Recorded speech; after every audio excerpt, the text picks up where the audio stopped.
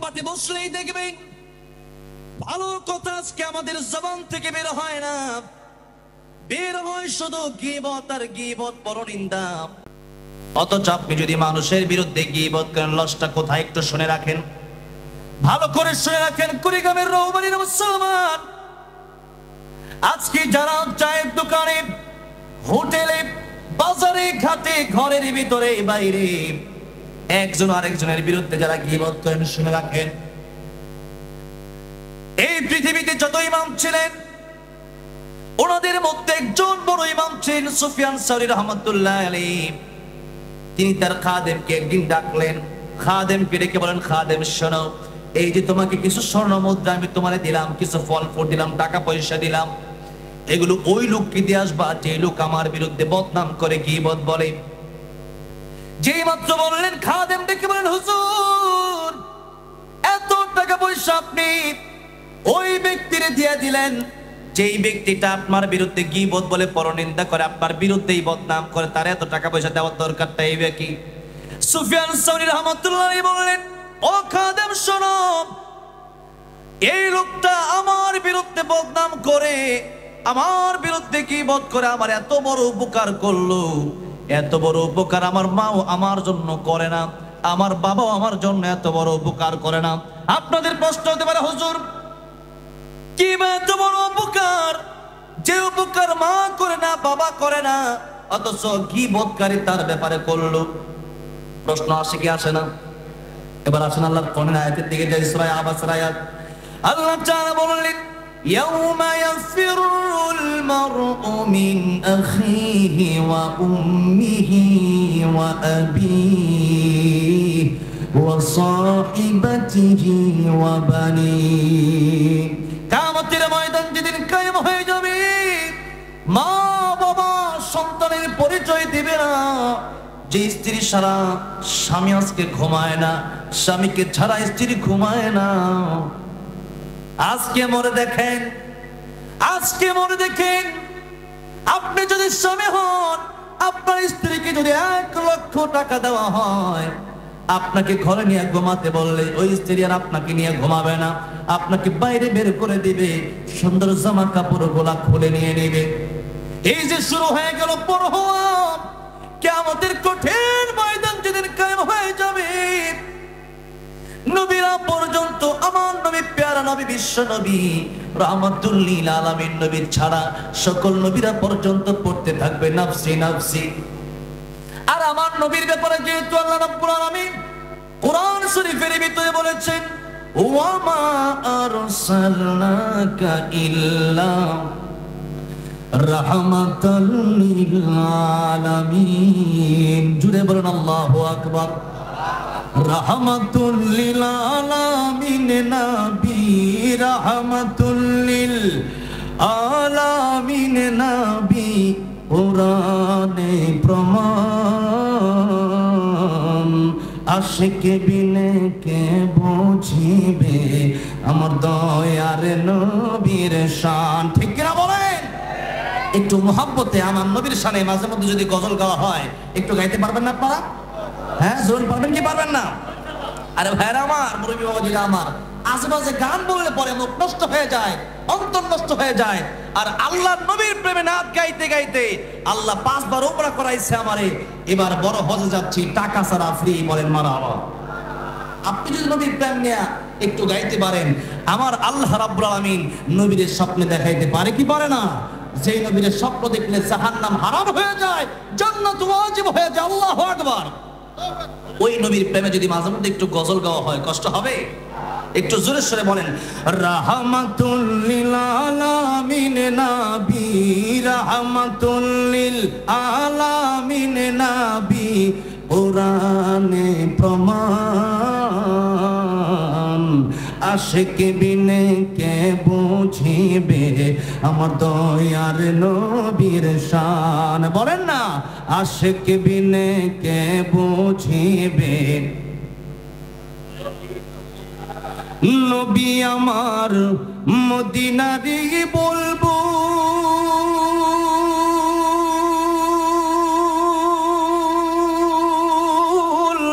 আমার আল্লাহ ভালোবেসে এসে নামটি দিলেন হাবিবে রাসূল। আল্লাহু আকবার। নবী আমার মদিনারি বুলবুল, আমার আল্লাহ প্রেম করিয়া নামটি দিলেন মুহাম্মদ রাসূল। ওই নবীকে ভুল বুঝিলে, ওই নবীকে ভুল বুঝিলে থাকবে না ঈমান। আশিক বিনে কে বুঝিবে আমার দয়ার নবীর শান। বলেন আশিক বিনে কে বুঝিবে। জবানটা ছেড়ে দি। রাহমাতুল লিল আলামিন নবী, রাহমাতুল লিল আলামিন নবী, পুরানে প্রমাণ। আশিক বিনে কে বুঝিবে আমার দয়ার নবীর শান। উম্মত বিনে কে বুঝিবে আমার দয়ার নবীর শান। কথা বলেন ঠিক না বেঠিক? আমার ভাইরা, আমার মুরব্বি বাবাজিরা, যে কথা বলছিলাম, আল্লাহ রাব্বুল আলামিন বলেন কিয়ামতের ময়দান যেদিন কায়েম হয়ে যাবে, মা সন্তানের পরিচয় দিবে না, বাবা সন্তানের পরিচয় দিবে না। একটা নেকির জন্য মায়ের কাছে যাবে, মা বলবে আমার তো বিয়ে হয় নাই, সন্তান আসবে কোন জায়গা থেকে?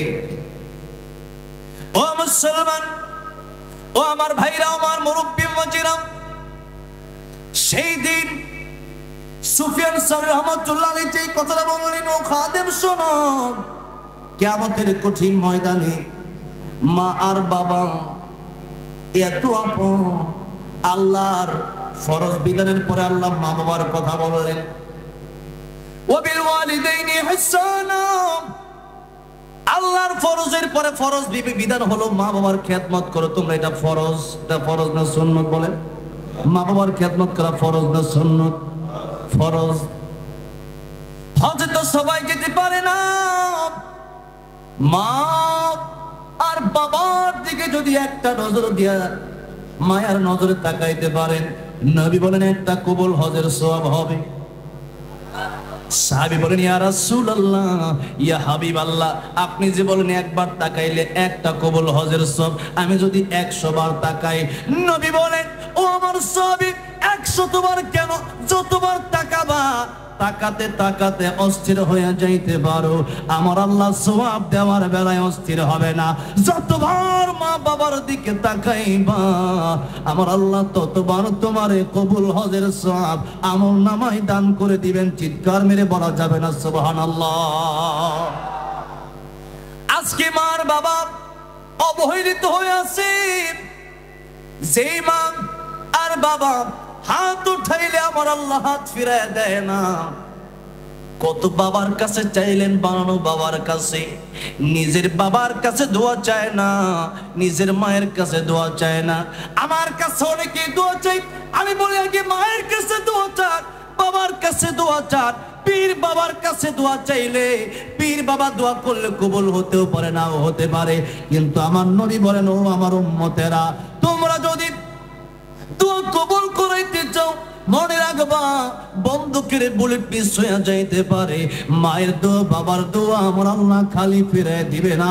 তাহলে জোরে বলেন, দোয়া মা বাবার কাছে চাওয়া দরকার আছে না নাই? আজকে নিজের বউয়ের কথা শুনে মার যারা কষ্ট দিয়েছে, মা যদি ক্ষমা না করে আমার আল্লাহ কিন্তু ক্ষমা করবে না। বাবা যদি ক্ষমা না করে আমার আল্লাহ ক্ষমা করবে না। নবীজি রাস্তা দিয়ে যাচ্ছেন, হাতের এক পাশে দেখেন একটা কবর। নবীজিকে আল্লাহ তো কবরের আযাবও দেখাইছে। যেই মাত্র নবীজি কবরের দিকে তাকাইলেন, তাকে দেখতেছেন কবরে আযাব হয়। সাধারণ মানুষ সব দেখে না, আমার আল্লাহ গরু ছাগলও তা দেখায়। নবী বলেন, আমি আল্লাহর কাছে দোয়া করতাম উম্মতকে যেন আল্লাহ কবরের আযাব দেখায় দেয়। কিন্তু কেন দোয়া করি না জানো নি? আমার উম্মত যদি কবরের আযাব দেখে, তাহলে আমার উম্মত নিজের বাপের নিয়ে কবরে রাখবে না, নিজের মারে নিয়ে কবরে রাখবে না, বাবা তার সন্তানের লাশ কবরে দেবে না। যে কবরে এত আযাব, এত ভয়ঙ্কর আযাব। কবরে যখন লোহার আগুনের হাতুড়ি দিয়ে যখন পেটানো হয়, নবী বলেন হাতুড়ির এক একটা বারের ওজন কত? উহুদ পাহাড়কে যদি বাড়ি দেওয়া হতো, উহুদ পাহাড়টা চূর্ণ বিচূর্ণ হয়ে যাইতো। আর আপনার ছোট্ট একটা মাথা, খুলিকাল ইনসানু দাঈফা, আল্লাহ বলেন মানুষ বড়ই দুর্বল। ওই আগুনের হাতুড়ি দিয়ে যখন আপনার বাড়ি দেওয়া হবে, আপনার অবস্থাটা কি হবে? ফজর পড়েন নাই, ফজর থেকে জোহর পর্যন্ত পেটানো হবে। জোহর পড়েন নাই, জোহর থেকে আসর পর্যন্ত পেটানো হবে। আসর পড়েন নাই, আসর থেকে মাগরিব পর্যন্ত পেটানো হবে। মাগরিব পড়েন নাই, মাগরিব থেকে এশা পর্যন্ত পেটানো হবে। এশা পড়েন নাই, এশা থেকে ফজর পর্যন্ত পেটানো হবে। নামাজ না পড়ে কেমনে এখনো ঘরে বসে থাকেন আপনি? আল্লাহ নবী বিশ্বনবী রাহমাতুল লিল আলামিন যেই মাত্র কবরে আযাব দেখলেন, নবীজি হাত উঠায় বলতেছেন, আল্লাহ এই কবরের আযাব আপনি মাফ করে দেন। তার কবরটারে কি আপনি জান্নাতের বাগান বানায় দিতে পারেন না? তার মানে লোকটা মুসলমান। নবী একবার দোয়া করলেন, সাহাবীরা আমিন বললেন। নবী তাকায় দেখে এখনো কবরের আযাব হয়। নবী আবার হাতটা উঠাইলেন, হাত উঠায় দোয়া করেন, আল্লাহ গো এই লোকটার কবরের আযাব তুমি মাফ করে দাও। যে নবী হাত উঠাইতে দেরি কবুল হইতে দেরি না, সেই নবী যখন এখন দুইবার দোয়া করলেন, এখনো কবরের আযাব মাফ হয় না। নবীজি তৃতীয়বার আবার হাতটা উঠায় দোয়া করেন, আল্লাহ গো তার কবরের আযাবটা তুমি মাফ করে দাও। এখনো কবরের আযাব মাফ হয় না। আমার নবী আমার আল্লাহর ডেকে বলেন, আল্লাহ আমার হাতের দাম কি তোমার কাছে কমে গেল? তুমি কি তার কবরের আযাব মাফ করবা না? আমার আল্লাহ ডাক দেয়া কই, বন্ধু আমার হাবিব আমার, আপনার হাতের দাম কমে নাই। আমি আল্লাহ ইচ্ছা করলে তো তারে আগেই মাফ করে দিতে পারতাম, কিন্তু এই ছেলেটা তার মার এত কষ্ট দিয়েছে। মা যতক্ষণ পর্যন্ত তারে মাফ না করবে, আমি আল্লাহ তারে ততক্ষণ পর্যন্ত মাফ দেব না। মার যারা কষ্ট দিচ্ছেন, বাপের যারা কষ্ট দিচ্ছেন, এখনো চিন্তা করেন আজকে রাতে গিয়ে ক্ষমা চাওয়ার দরকার আছে না নাই? জোরে কোন। আমার আল্লাহ ডাক দেবেন, বন্ধু আমার হাবিব আমার, আপনি সারা জীবন দোয়া করবেন, পৃথিবীর সব মানুষ মিলে দোয়া করবেন, আর মা যদি তারে মাফ না করে, আমি আল্লাহ তার কবরের আযাব বন্ধ করব না। আমার নবী তার মা বেঁচে আছে কিনা জিজ্ঞাসা করলেন। লোকেরা বলল তার মা বেঁচে আছে। নবীজি তার মাকে সালাম জানালেন গুরুস্থানের পাশে। তার মা চলে গেল নবীজির কাছে। আল্লাহ ইয়া হাবিব আল্লাহ, কি জন্য আমার ডেকেছেন আপনি? নবী আমার ডাক দিয়ে বলেন, মা গো এই যে কবরটা, এই কবরটা কার? তুমি কি কবরটা চিনো? মা ডেকে বলেন, ইয়া রাসূলুল্লাহ, ইয়া হাবিব আল্লাহ, কবরটা আমি চিনি, এটাই তো আমার ছেলের কবর, আমার সন্তানের কবর। নবী ডাক দিয়ে বলেন, মা গো তুমি কি চাও তোমার সন্তানের কবরে আযাব হোক?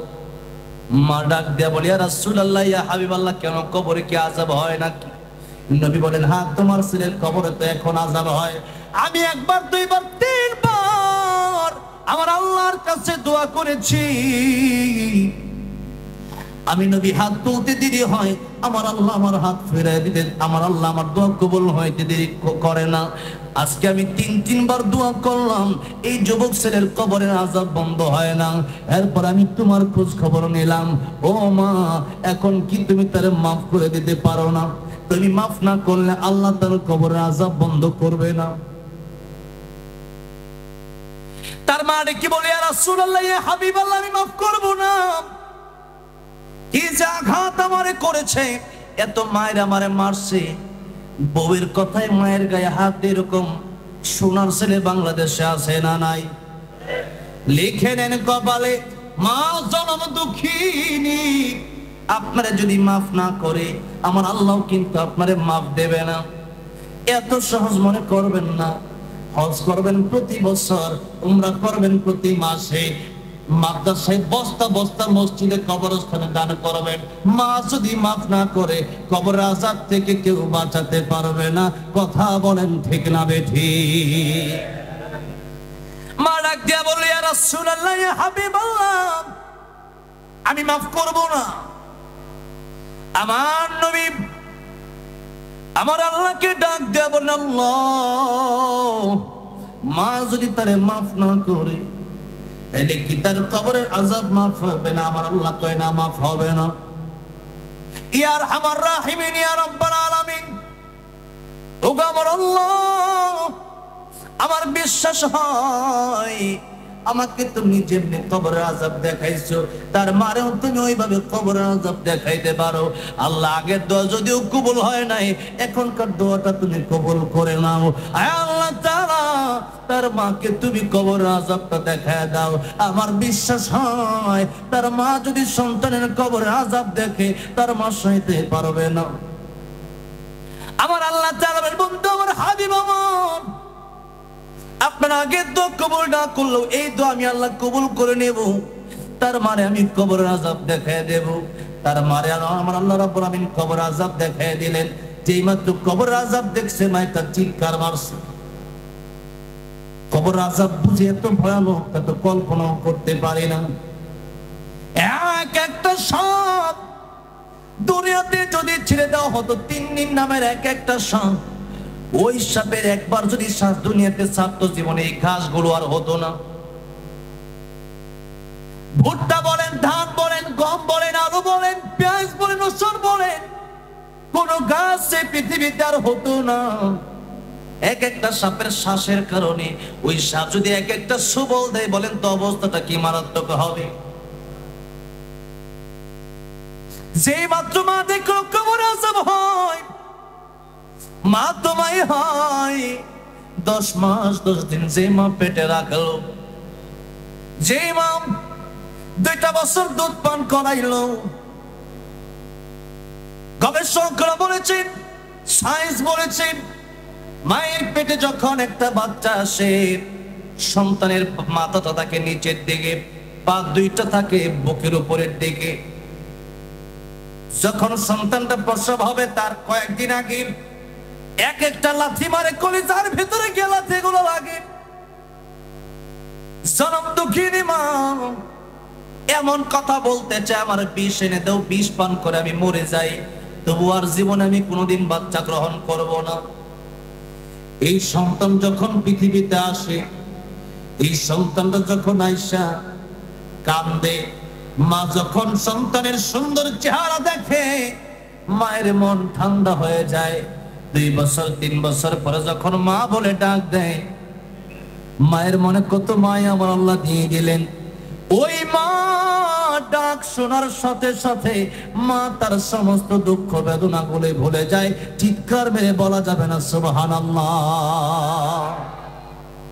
আমার ভাইরা, আমার মুরব্বী ওয়াজিরাম, সেই জনম দুঃখের মা, আপনি আমি দুনিয়াতে আসার জন্য এত কষ্ট করলেন, সেই মারে যদি কষ্ট দেন, আমার আল্লাহ বলেন আমি আল্লাহ মাফ করব না। মা যদি তোমারে মাফ না করে, যেই মাত্র সন্তানের কবরের আযাব দেখো, মা ডাক দিয়ে বলল, ইয়া রাসূলুল্লাহ, ইয়া হাবিবাল্লাহ, আমি আর সইতে পারি না, আমি আর বরদাস্ত করতে পারি না। ইয়া রাসূলুল্লাহ, ইয়া হাবিবাল্লাহ, এই মুহূর্তে আমার কলিজার টুকরা সন্তান আমি মাফ করে দিলাম। নবী তাকায় দেখতেছে, মা মাফ করতে দেরি, সন্তানের কবরের আযাব মাফ হইতে 1টা সেকেন্ড তো আর দেরি হয় না। জোরে জোরে কি বলা যাবে না সুবহানাল্লাহ। মায়ের চোখে ঝরলে পানি, আল্লাহর আরশ কাঁপা যায়, কান্দে না যেন মায়, কান্দে না যেন মা। ঠিক না? মায়ের মনে কত কষ্ট জানো না কি ভাই, এই জগতে মায়ের মতো আপন কেহ নাই।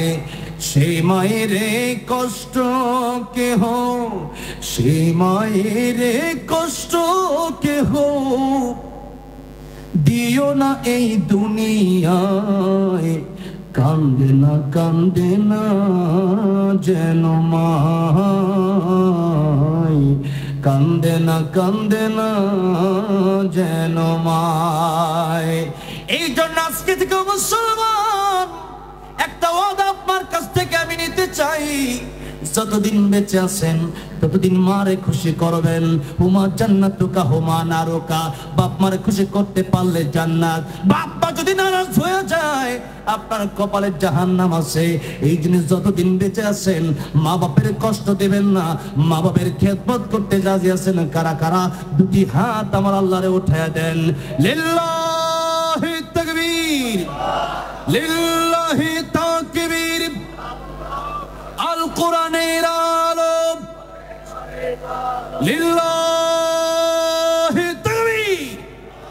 হাত নামান। আল্লাহ গো, দুনিয়াতে আমরা যতদিন বেঁচে আছি মা আর বাবার খেদমত করে জান্নাত হাসিল করার তৌফিক দিয়ে দিও। জোরে বলেন আমিন। আমার ভাইরা, আমার মুরব্বি ওয়াজিরা, যে কথা আমি বলছিলাম, যে মা আর যে বাবা এত আপন আমাদের, যে মা বাবার দিকে তাকালে কবুল হজের সওয়াব হয়ে যায়, যে মা বাবার দোয়া আল্লাহ খালি ফিরে দেয় না।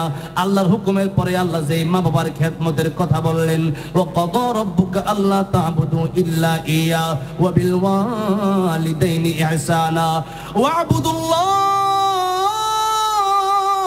ওয়ালা তুশরিকু বিহি শাইআ ওয়া বিল ওয়ালিদাইনি ইহসানা। আল্লাহ কোরআন শরীফের বহু জায়গায় বাপ মার খেদমত করার কথা বললেন আল্লাহর ইবাদতের পরে। এবার আসেন সেই মার বাবা এত আপন, কিয়ামতের ময়দানে আল্লাহ নিজেই বলেন, ইয়াউমা ইয়াফিরুল মারউ মিন আখি ওয়া উম্মিহি ওয়া আবি ওয়া সাহিবাতিহি ওয়া বানি। সেই মা বাবা আর তোমার সন্তান বলে পরিচয় দিবে না। এটা কি আমি মোল্লার কথা না আমার আল্লাহর কথা? জোরে বলেন কার কথা? আমার আল্লাহর কথার চাইতে সত্য কথা আর কারো আছে নাকি? আমার আল্লাহ ডাক দিয়ে বলেন, কিয়ামতের ময়দানে মা বাবা কোনো কাজে আসবে না। যদি কাজে আসতো সন্তানের নাম দিয়া পয়গম্বর ইব্রাহিমের বাবা আজর বলতেন, আল্লাহ আমি জান্নাতে যাব, আমার ছেলে তো পয়গম্বর ইব্রাহিম তোমার খলিল, তোমার বন্ধু। কিন্তু হাদিস শরীফের বক্তব্য কি? কিয়ামতের ময়দানে পয়গম্বর ইব্রাহিম তাকায় দেখবে তার বাবাকে শিকল দিয়া বেঁধে জাহান্নামে নিয়ে যাওয়া হয়। কষ্ট হচ্ছে আপনাদের? 12টা বাজে, মাত্র 45 মিনিট না হয়েছে, আর 45 মিনিট। যে সময়টা আমাকে দিয়েছেন এই সময়টা চাচ্ছি 12:30 পর্যন্ত, ঠিক আছে? কষ্ট হচ্ছে আপনাদের? আপনাদের কষ্ট হলে আমার সুবিধা। হ্যাঁ, ভালো লাগতেছে? একটু ধৈর্যের সাথে একটু শুনেন, আশা করি কিছু বাড়িতে নিয়ে যেতে পারবেন। কিছু বাড়িতে নিয়ে যাওয়ার দরকার আছে না নাই? আমার হুজুর বলছেন মাদ্রাসার সঙ্গীত প্রায় 3টা গায়ে ফেললাম, আরো বেশি সঙ্গীত গেলে পরে আর ওয়াজি হবে না, ঠিক কিনা? যেন কিছু কথা, কিছু আমল, আমরা এমন কিছু কথা আজকে শুনবো যে কথাগুলো শোনার পরে আমরা যেন এমন ভাবে মৃত্যুর প্রস্তুতি নিতে পারি যাতে করে আমরা কবরে যাওয়ার সাথে সাথে আল কবরু রাউযাতুম মির রিয়াজিল জান্নাহ আও হুফরাতুম মিন হুফারিন নার। আমরা চাই আমাদের কবরটা জান্নাতের বাগান আল্লাহ বানায় দেন, বলেন আমিন। আমরা এমন কিছু কথা আজকে নিয়ে যাব যে কথা নিয়ে যাওয়ার কারণে আমরা জান্নাতি হতে পারবো। আল্লাহ আমাদের কপালে আপনি জান্নাত লিখে দেন, পড়েন আমিন। আর জোরে শুনে পড়েন আমিন। আমার ভাইরা, আমার মুরব্বি ছিলাম, যেই কথা বলছিলাম, সুফিয়ান সাউরী রাহমাতুল্লাহ আলাইহি বললেন, কিয়ামতের ময়দানে আমার মা আমার বাবা আমার হয়তো পরিচয় দিবে না। যেহেতু ইব্রাহিম আলাইহিস সালামের বাবা ইব্রাহিম আলাইহিস সালামের নাম দিয়ে জান্নাতে যেতে পারবে না, নূহ আলাইহিস সালামের ছেলে কেনান বাবার পরিচয় দিয়ে জান্নাতে যেতে পারবে না, লূত আলাইহিস সালামের স্ত্রী স্বামীর পরিচয় দিয়ে জান্নাতে যেতে পারবে না, নবীর চাচা আবু তালিব আমার নবী মুহাম্মদ রাসূলুল্লাহ সাল্লাল্লাহু আলাইহি সাল্লামের পরিচয় দিয়া জান্নাতে যেতে পারবে না। বরং আবু তালিবকে 2টা আগুনের জুতা পরে দেওয়া হবে। আগুনের জুতার উত্তাপে আবু তালেবের মাথার মগজ গুলা টকবক টকবক করতে থাকবে যে আবু তালেব নবীর সাথে 3টা বছর জেল খাটলেন। লোকেরা এসে বলল, আবু তালেব তোমার ভাতিজারে কিছু বলবে, তোমার ভাতিজাকে আমরা হত্যা করব। আবু তালেব বলেছিল, আমার ভাতিজা মুহাম্মদ রাসূলুল্লাহ সাল্লাল্লাহু আলাইহি সাল্লামের মতো ভালো মানুষ হয় না। আমার ভাতিজার বিরুদ্ধে যে ব্যক্তি একটা কথা বলবে তার কল্লা আমরা দ্বিখণ্ডিত করে দেব। জুড়ে বলা যাবে না সুবহানাল্লাহ? আজকেও আমরা এই প্রতিজ্ঞা করতে চাই, আমার বিরুদ্ধে কথা বললে কিছু বলবো না, আমার বাপ্পা নিয়ে কথা বললেও কিছু বলবো না। আল্লাহর নবীর বিরুদ্ধে কথা বললে যেখানে কথা বলবো টুকরা করে ফেলবো। রাজি আছেন কারা কারা? দু হাত আল্লাহর উঠায় দেখান।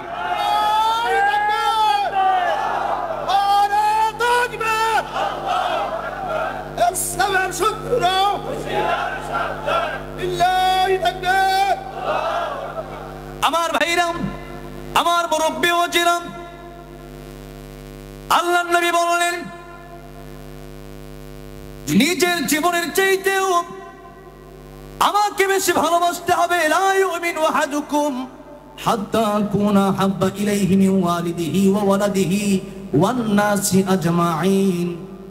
ঈমানদার যদি পরিপূর্ণ ঈমানদার হতে চায়, নিজের বাপের চাইতে বেশি নবীকে ভালোবাসতে হবে, নিজের মায়ের চাইতে বেশি নবীকে ভালোবাসতে হবে, নিজের জীবনের চাইতে বেশি নবীকে ভালোবাসতে হবে। এই যে মুসলমান, আমাদেরকে সাধারণভাবে অনেক গালি দেওয়া হয়, অনেক লেখা হয় আমাদের বিরুদ্ধে, আমরা কিচ্ছু বলি না। কিন্তু আল্লাহ রাসূল, তা আল্লাহ রাসূলকে নিয়ে যখন কোনো ব্যঙ্গ করা হয়, বাংলার মুসলমান ঘরে বসে থাকে না, আন্দোলনে নেমে পড়ে। কথা বলেন ঠিক না বেঠিক? কারণ আমার আল্লাহ আমার ঈমান, আমার নবী আমার ঈমান, আমার কোরআন আমার ঈমান, আমার ইসলাম আমার ঈমান। আমার জীবন যাইতে পারে, কল্লা দিতে পারি, কিন্তু আল্লাহ রাসূলের অপমান হবে, কোরআনের অপমান হবে, ইসলামের অপমান হবে, কোন মুসলমান তা সইতে পারে না। কথা বলেন ঠিক না বেঠিক? আমার ভাইরা, আমার মুরব্বী ওয়াজিরা, আজকে আমাদের ঈমান বড় দুর্বল হয়ে গেছে। ঈমানটা চলে গেল কোথায়? আজকে 1 লাখ 2 লাখ টাকার বিনিময়ে, এই তো কুড়িগ্রামের কথা এরকম আছে, এই উত্তরবঙ্গের অনেক ঘটনা এরকম আছে। এই উত্তরবঙ্গে তো 7টা বছর ওয়াজ করে কাটালাম, 7টা বছর এই মাহফিলে থাকি উত্তরবঙ্গে। এই কথাগুলো আমি বলি যে আজকে কাদিয়ানি 1 লাখ 2 লাখ টাকা দিলে পর্যন্ত মানুষ কাদিয়ানি হয়ে যায়, অথচ আমার নবী শেষ নবী। এটা কার কথা? জোরে বলেন কার কথা? ওয়ালাকির রাসূলুল্লাহি ওয়া খাতামান নবিয়্যিন। আমার আল্লাহ বলে আমার নবী শেষ নবী, আমার নবীর পরে আর কোন নবী আসবে না। এখন থেকে যদি এই কথা বলা হয় কাদিয়ানি নবী, তাহলে আমরা জিজ্ঞাসা করতে চাই যে কাদিয়ানি যদি নবী হয়, তাহলে সে মেট্রিক পরীক্ষায় 3 বার ফেল মারলো, দুনিয়ায় তার শিক্ষক ছিল, স্কুলে পড়াশোনা করছে। আর আমার নবীর দুনিয়াতে কোনো শিক্ষক ছিল না, আমার নবীর শিক্ষক দুনিয়ার কোনো মানুষ ছিল না। আমার নবীর শিক্ষক স্বয়ং। জোরে বলেন কি? জোরে বলেন কি? নবীদের শিক্ষক দুনিয়ার কোনো মানুষ হয় না।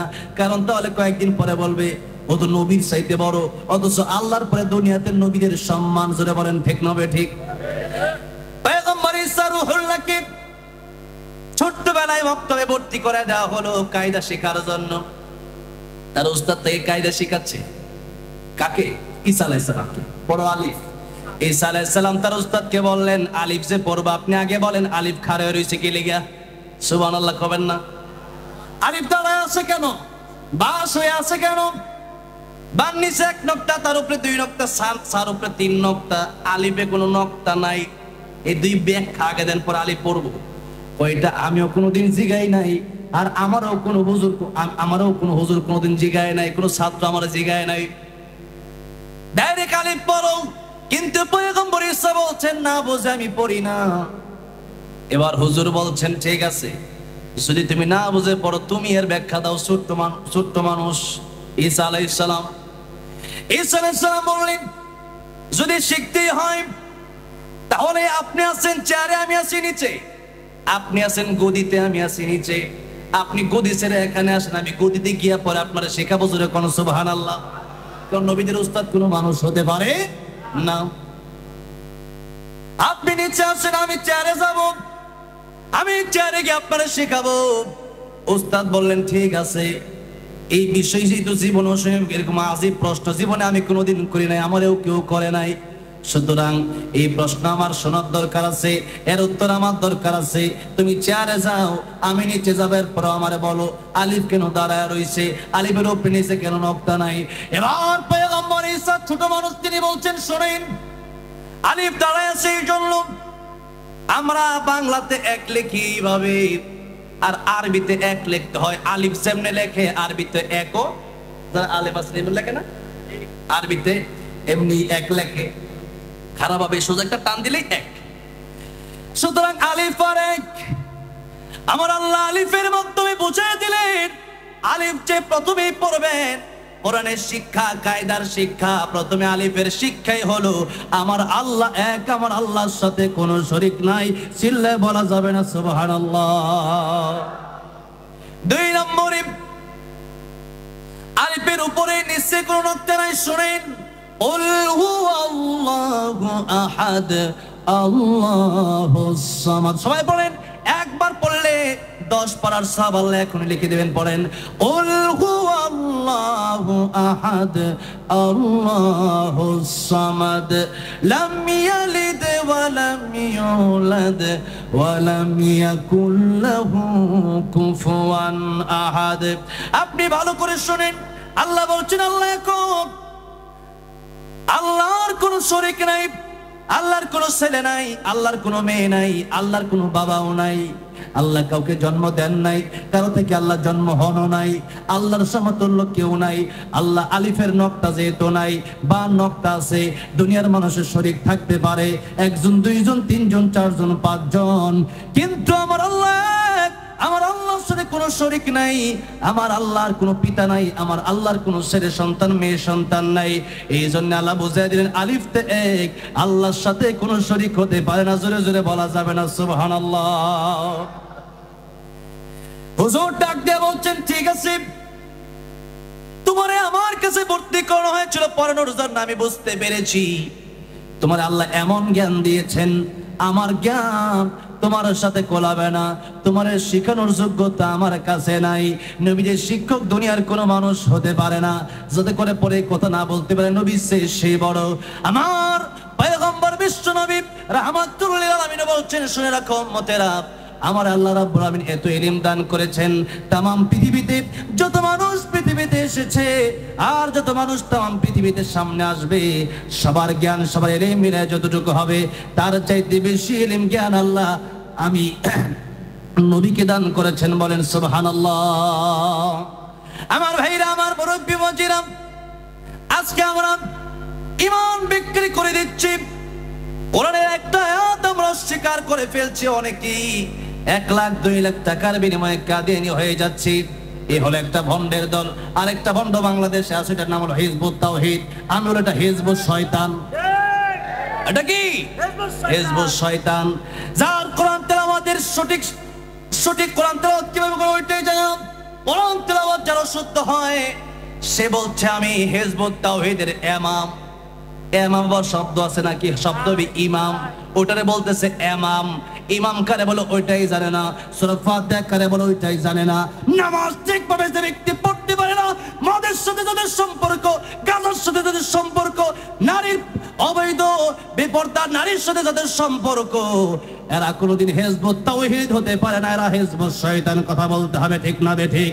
বাংলার জমিনে এই কাদিয়ানীর হিজবুত তাওহীদ যদি আমাদেরকে ঈমান নষ্ট করতে চায়, আমরা আমাদের ঈমানের দাবি নিয়ে তাদেরকে খতম করার জন্য রাজি আছি। কারা কারা দুহাত আমার আল্লাহরে উঠায় দেখাই।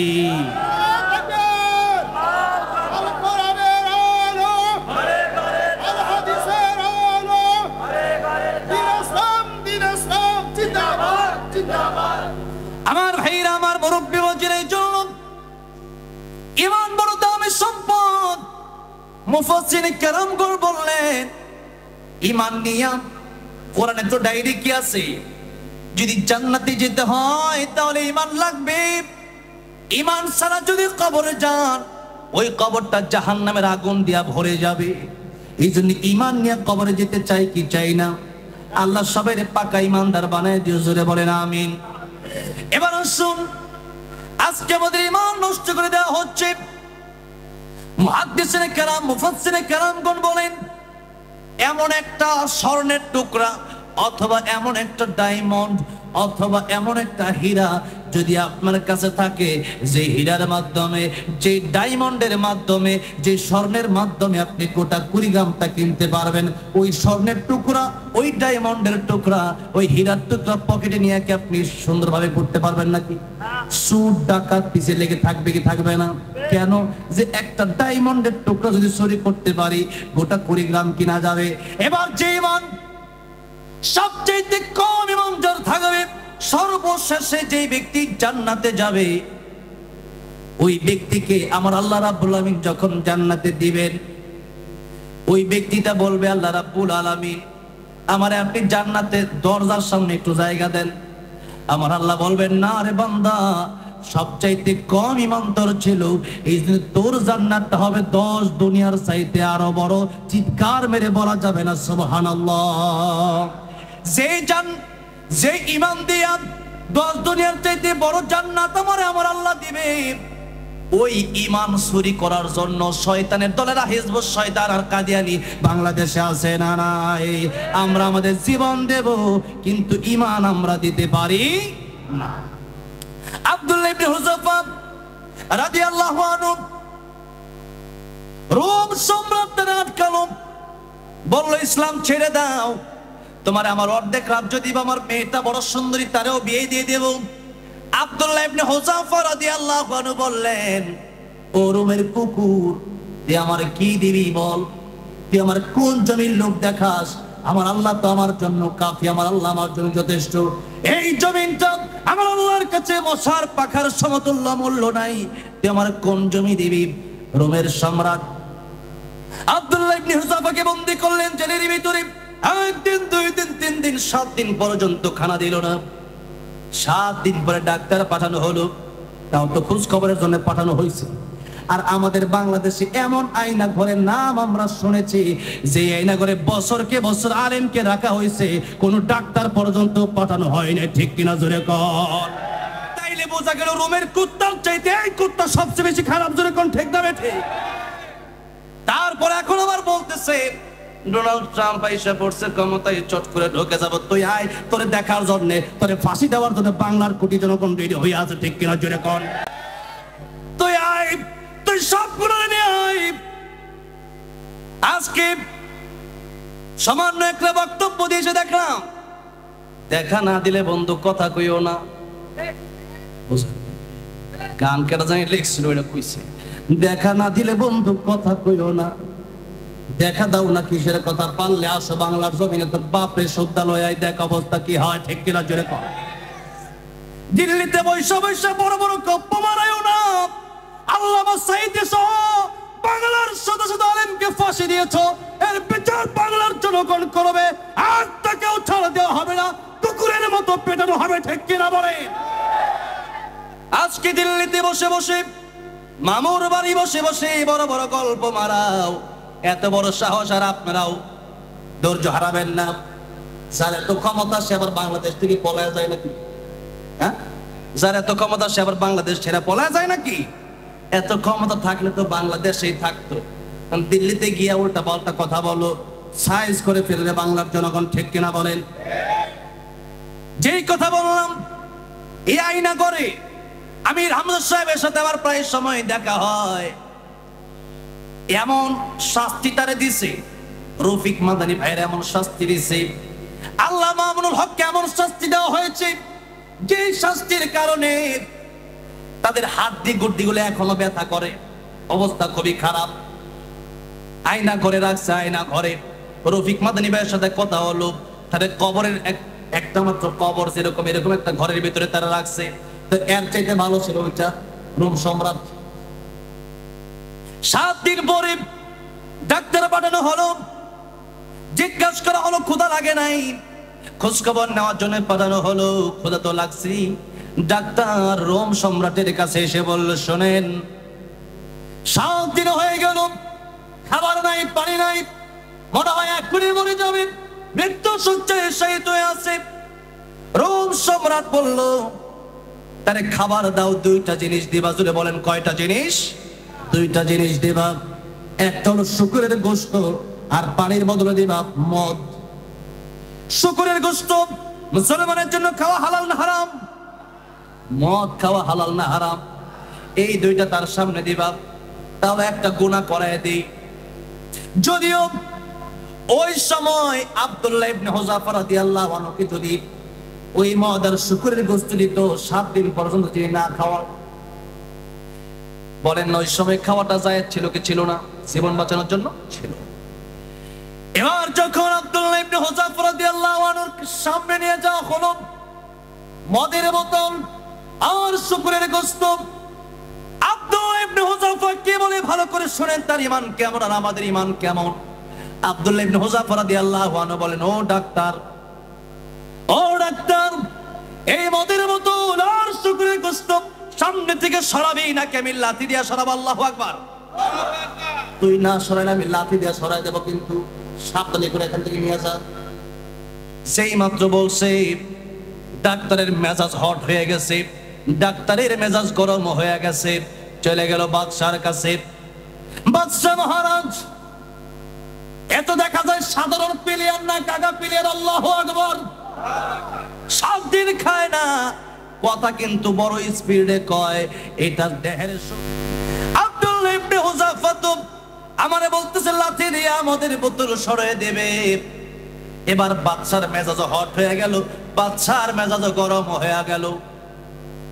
বাদশা বলল, আগুন ধরাও, কড়াই গরম করো, ওইটা করবেন কোণের ভিতর তেল গরম করো।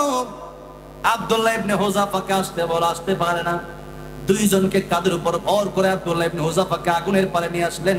গরম তেলের কাছে আব্দুল্লাহ ইবনে হুযাফা রাদিয়াল্লাহু আনহুকে নিয়ে আসলেন। আব্দুল্লাহ ইবনে হুযাফা রাদিয়াল্লাহু আনহু এখনো তাকে প্রস্তাব দেওয়া হলো, এই কড়াইয়ে তোমাকে জ্বালানো হবে। ওই যে প্রস্তাব দিয়েছিলাম অর্ধেকটা রাজ্য দেবার, মেয়ে বিয়ে দেবে, এখনো মেনে নাও, তোমার শর্ত আমি পূরণ করব। আব্দুল্লাহ ইবনে হুযাফা রাদিয়াল্লাহু আনহু বললেন, তুই মানুষ চিনতে ভুল করেছিস রে রোমের কুকুর। আল্লাহু আকবার। মানুষ চিনতে ভুল করেছিস। আমার জীবনের ইচ্ছায় তুমি শহীদ হয়ে যাব, কারণ মুমিন যে ব্যক্তি সে ভালো করেই জানে শহীদ মৃত্যুর চাইতে সুন্দর আর কোনো মরণ হতে পারে না। সাহাবীকে নবীজি জিজ্ঞেস করে, আগে নাম ছিল আব্দুল উজ্জা, পরে কালিমা পড়ে মুসলমান হয়ে গেল, নাম হলো আব্দুল্লাহ। নবীজি জিজ্ঞাসা করেন, আব্দুল্লাহ রে, তোমার জীবনে কি আশা আছে আমারে বলো। বাড়ি গাড়ি নারী সব ছেড়ে দিয়ে আমি নবীর কাছে তুমি আসলা, কি ইচ্ছা তুমি কি বলবা? আব্দুল্লাহ রাদিয়াল্লাহু আনহু বললেন, ইয়া রাসূলুল্লাহ, ইয়া হাবিবাল্লাহ, আমার জীবনে কোনো ইচ্ছা নাই, দুনিয়ার কোনো বাড়ি গাড়ির ইচ্ছা আমার নাই। আমার জীবনের ইচ্ছা হলো আমি যেন শহীদ হয়ে আল্লাহর দরবারে আমার আল্লাহর সাথে দেখা করতে পারি। চিল্লায় বলা যাবে না সুবহানাল্লাহ? নবীজি দোয়া করলেন, তিনি শহীদ হয়ে গেল। কেন শহীদ হওয়ার ইচ্ছা পোষণ করেন? কারণ নবীজি বলেছেন, শহীদ হলে পরে একটা পিপিলিকা কামড় দিলে সেই কষ্টটা এতটুকু মাত্র, এর চেয়ে বেশি কষ্ট হয় না। আল্লাহু আকবার বলেন। সাধারণ মৃত্যুর যন্ত্রণা বড় কঠিন, গুনাহগারের মৃত্যুর যন্ত্রণা এই দেহ থেকে চামড়াটা টেনে টেনে উঠালে যতটা বেশি কষ্ট হবে, এর চাইতে বেশি কষ্ট হবে গুনাহগারের জান কবরের সময়। কিন্তু মরার সময় যদি শহীদ মৃত্যুটা আমার আপনার কপালে নসিব হয়ে যায়, তাহলে কোনো ভয় নাই, কোনো চিন্তা নাই, মৃত্যুর যন্ত্রণা আর হবেই না। কবরে যাওয়ার পরে মুনকার নাকির আসতে চাইবে, আমার আল্লাহ বলবেন, মুনকার নাকির, আমার বান্দা আমার জন্য জীবন দিয়ে দিল রে, তার ঘুম আর ডিস্টার্ব করিস না রে। ও মুনকার নাকির, তার কবরে যাওয়ার দরকার নাই, পৃথিবীর সব কবরে যাবি, কিন্তু আমার শহীদ বান্দার কবরে তুই যেতে পারবে না। জোরে কোন আল্লাহু আকবার। এরপরে কিয়ামতের ময়দান যেদিন কায়েম হয়ে যাবে, শহীদের গা থেকে রক্তগুলো ঝরে ঝরে পড়তে থাকবে। শহীদ কেলা ডাক দেয়া বলবে, শহীদ তুমি কি নিয়ে আসলা? শহীদ বলবেন, আল্লাহ কি নিয়ে আসলাম তা আমি বলতে পারবো না, তুমি কি আমার দেখো না অভিমান করবে? আল্লাহ বলবেন, তোর অভিমান আমার কাছে বড় ভালো লেগেছে। ও শহীদ, আমার কোরআনের জন্য, আমার ইসলামকে টিকিয়ে রাখতে গিয়ে তোর জীবনটা তুই দিয়ে দিয়েছিলি। যার বান্দা, আজকে তোর কোনো হিসাব হবে না, বিনা হিসাবে আমি আল্লাহ তোরে জান্নাতের মালিক বানিয়ে দিলাম। চিৎকার মেরে বলা যাবে না সুবহানাল্লাহ? এই তো হলো শহীদের মর্যাদা। আমি আব্দুল্লাহ ইবনে হুযাফা তেলের ভিতরে পড়ে যাব, তবু তোর মতো কুকুরের কাছে মাথা নত করব না। জেলখানা থেকে একটা কয়েদি ধরে নিয়ে আসা হলো, গরম তেলের ভিতরে ছেড়ে দেওয়া হলো। হাড্ডি থেকে গোশত আলাদা হয়ে যায়, রক্তগুলো টাস টাস করে ফুটে ওঠে। এবার ডাক দিয়ে বলল, আব্দুল্লাহ এখনো সময় আছে, মেনে নাও। আমার কথা যদি তুমি মানতে পারো, এখনো তোমারে আমি আমার শর্ত পূরণ করে জমিটা দিয়ে দেব, আমার মেয়েটা বিয়ে দিয়ে দেব। আব্দুল্লাহ ইবনে হুযাফা ডাক দিয়ে বললেন, শহীদ করে দাও, এটা আমার জন্য ভালো হয়, এটা আমার জন্য সবচাইতে ভালো। যেই মাত্র দেখলো মাথা নত করে না। আব্দুল্লাহ ইবনে হুযাফার সাথে আর অনেক মুসলমানকে রোম সম্রাট গ্রেফতার করেছিল তখন একটা যুদ্ধের ময়দান থেকে। ডাক দেয়া বলল, আমার কপালে একটা চুম্বন করো, এই চুম্বন যদি তুমি আমার করো তাহলে তোমার ছেড়ে দেবো। কারণ মুসলমান তারা শহীদ হতে পারে কিন্তু তারা কখনো পরাজয় বরণ করে না। মুসলমান মানে যতই কষ্ট হোক, 10 বছর 15 বছর 16 বছর, একদিন না একদিন মুসলমানের হাতে এই দেশ এই জমিন আসবে। কথা বলেন ঠিক না বেঠিক? সুতরাং ওয়ালা তাহিনু ওয়ালা তাহজানু وأنتم الأعلون إن كنتم مؤمنين। আল্লাহু আকবার। মুমিন যদি হন, ইমানদার যদি হন, কোনো চিন্তা নাই, কোনো টেনশন নাই। আমার আপনার পাশে দুনিয়ার কোনো মানুষ না থাকলেও একজন আমার আপনার পাশে থাকবে। সেটা আওয়াজ দিয়ে বলেন, তিনি কে? আমার ভাইরা, আমার মুরব্বি বলছিলাম, যে কথা বলছিলাম, আমার আপনার ইমান আজকে দুর্বল হয়ে গেছে। আমার আপনার ইমান আজকে আমরা বিক্রি করে দেই। আমার ভাইরা, আমার বন্ধুরা, ইমান নিয়ে আজকে বেঁচে থাকা বড়ই কঠিন। টাকার জন্য আজকে মানুষের প্রেমে যতটা পড়েছেন, আল্লাহর প্রেমে আপনি ততটা পড়তে পারলেন না। যে কথা বলছিলাম, সুফিয়ান সাউরী রাহমাতুল্লাহ আলাইহি বলেন, কিয়ামতের কঠিন ময়দানে আমার মা বাবা হয়তো আমার উপকারে আসবে না, যেহেতু আল্লাহ কোরআনে বলেছেন, ইয়াউমা ইয়াফিরুল মারউ মিন আখিহি ওয়া উম্মিহি ওয়া আবিহি ওয়া সাহিবাতিহি ওয়া বানি। কিন্তু যে ব্যক্তি গীবত করবেন, গীবতের শাস্তি শুনার পরে বাড়িতে যায় না, আমার কোনো আফসোস নাই।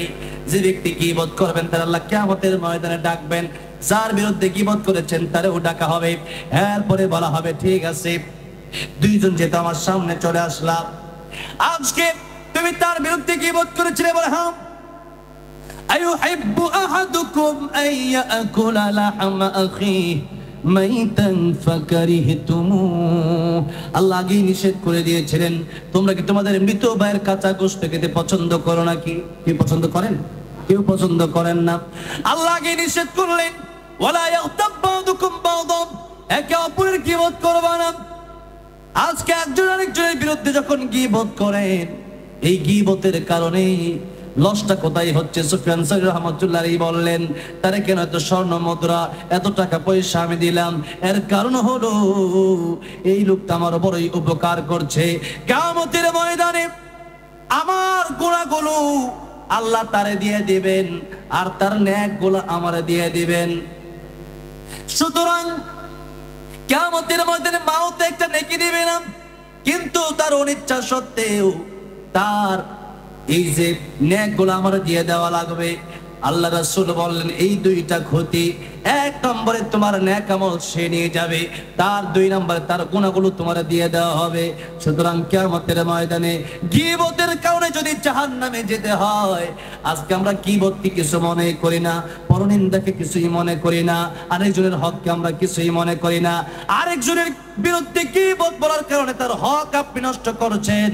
ওই ব্যক্তি আপনারা যতক্ষণ পর্যন্ত মাফ না করবে, আমার আল্লাহ ততক্ষণ পর্যন্ত আপনারে মাফ করবে না। কথা বলেন ঠিক না রে ঠিক? এই জন্য দোকানপাটে যখন বসবেন, বাজার ঘাটে যখন বসবেন, হোটেলে যখন বসবেন, আলোচনা হওয়ার সময় বলবেন, ভাই কেমন আছেন? আপনার সন্তানকে কি আপনি মাদ্রাসায় ভর্তি করাইছেন নাকি? নামাজটা ফজরের পড়ছেন কিনা? জোহরের নামাজটা পড়ছেন কিনা? আপনি কোরআন শরীফটা শুদ্ধভাবে পারেন কি পারেন না? এই সমস্ত আলোচনা করার দরকার। জোরে বলেন আছে না নাই? আমার ভাইরা, আমার মুরব্বি বাজিরা, এই দুনিয়া থেকে আজকে যদি আমি আর আপনি চলে যাই, কালকে আমার জন্য আখিরাত। নবী বলেন, মান মাতা ফাকাদ কামাত কিয়ামাতুহু। যে ব্যক্তি যখন মরে যায়, তার কিয়ামত তখন থেকে শুরু হয়ে যায়। 12টা 12 বেজে গেছে, আর মাত্র 18টা মিনিট সময় আমি আপনাদের কাছ থেকে চেয়ে নেব। কষ্ট হচ্ছে? লিল্লাহি তাকবীর, লিল্লাহি তাকবীর। শেষ করি 5 মিনিট শেষ করে দিচ্ছি। আপনাদের অনেক আপনাদের দেখা আছে।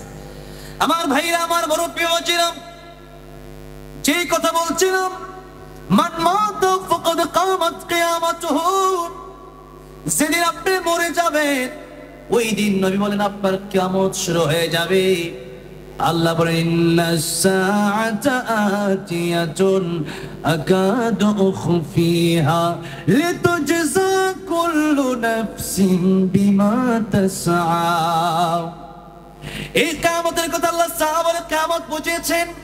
নবীজির ব্যাখ্যায় বলেন, কিয়ামত দুই প্রকার। একটা হলো কিয়ামতে কুবরা, একটা হলো কিয়ামতে সুগরা। কিয়ামতে কুবরা হলো যে ঈসা আলাইহিস সালাম সিংহায় ফুৎকার দিবেন, तमाम পৃথিবীর মানুষ ফিলিস্তিনের ময়দানে একত্র হবে। কোন ময়দানে? ফিলিস্তিনের ময়দানে একত্র হবেন। ওই ময়দানটা হাসরের মাঠ হয়ে যাবে। সব সাগর আল্লাহ ভরাট করে দেবেন, সব পাহাড় আল্লাহ নিচা করে দেবেন, জমিন বানায় দেবেন, আর মাটি থাকবে না। আল্লাহ তামাম জমিন বানায় দেবেন। আর সুরমার যে দাড়ি আছে, ওই দাড়িটার মতো একটা দামি, তার যে উপরে থাকবে সূর্য, মাথার উপরে সূর্য, আর নিচে হলো গরম তামার জমিন। বলেন তো কষ্ট হবে কি হবে না? সেই দিন বেশি দূরে না। এই মুহূর্তে যদি আপনি মরে যান, আজকে মরতে পারেন কি পারেন না? জুড়ে বলেন, আজকে আমাদের মরণ হতে পারে কি পারে না? আল্লাহ বলেন, ইদা জা আজালুহুম লা ইস্তাখিরুনা সাআতাও ওয়া লা ইস্তাকদিমুন। মরণের সময় যখন হয়ে যাবে, 1 সেকেন্ড আগেও হবে না, 1 সেকেন্ড পরেও হবে না। তখনই মালাকুল মউত আজরাইল আমাদের সামনে চলে আসবে।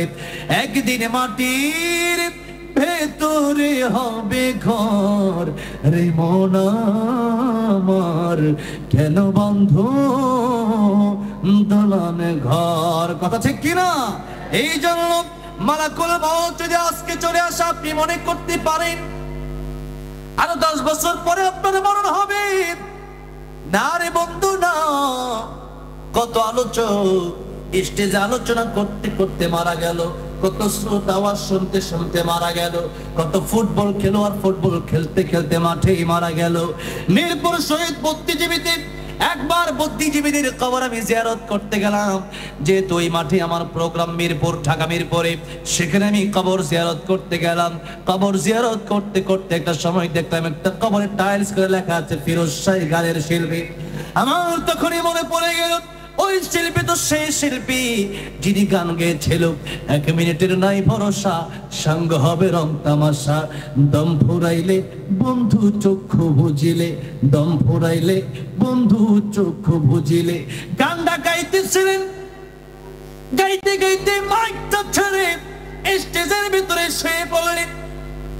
মানুষ ভাবলো কি হলো কি হলো, বুকে হাত দিয়ে দেখে কলবাল লড়ে না, রুহ চলে গেছে রুহুর জায়গায়, ইঞ্জিন চলে গেছে, ডাব্বা পড়ে আছে।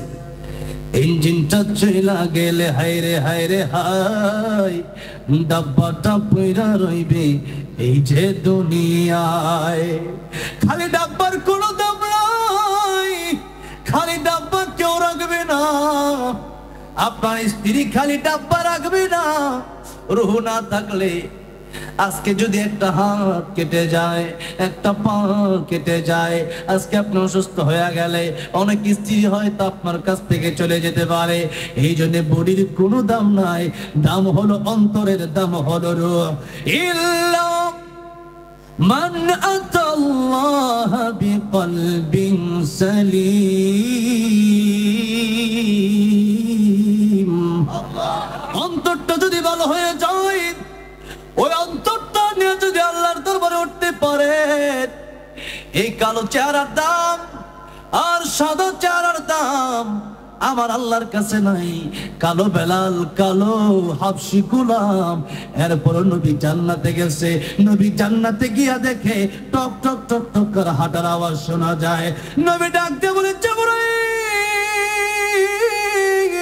আমি আসলাম জান্নাতে, কিন্তু কার হাঁটার আওয়াজ শোনা যায়? জিবরাইল ডেকে বলে, ইয়া রাসূলুল্লাহ, ইয়া হাবিবাল্লাহ, কালো বেলাল হাঁটে জমিনে, তার হাঁটার আওয়াজ আসে জান্নাতে। চিৎকার মেরে বলা যাবে না সুবহানাল্লাহ। কালো বেলাল কিন্তু তার দাম আছে না নাই? 8 জনের নামে আল্লাহ কোরআনে সূরা নাজিল করলেন। কয়জন? 8 জনের নামে। 6 জন নবী আর 2 জন ওলি। একজন মহিলা ওলি মারিয়াম আলাইহিস সালাম, আর একজন পুরুষ ওলি লোকমান আলাইহিস সালাম। নাম কি? লোকমান আলাইহিস সালাম। তিনিও ছিলেন বড় কালো। এত কালো মানুষ, তারপরেও তার নামে কোরআনে সূরা, তার প্রশংসা আল্লাহ কোরআনে করলেন। ওয়াইদ ক্বালা লুকমানু লিবনিহি ওয়া হুয়া ইয়াইদুহু ইয়া বুনাইয়া লা তুশরিক বিল্লাহ ইন্নাশ শিরকা লাযুলমুন আযীম। লুকমান আলাইহিস সালাম তার সন্তানকে বললেন, শিরিক করো না, আল্লাহকে বাদ দিয়ে কাউকে সিজদা দিও না, আল্লাহকে বাদ দিয়ে কারো পূজা করবা না, কারণ শিরিক বড় মারাত্মক অপরাধ। শিরিক যদি কেউ করে কবরে যায়, আমার আল্লাহ বলেন সব মাফ করে দেব, শিরিক কিন্তু আমি আল্লাহ মাফ করব না।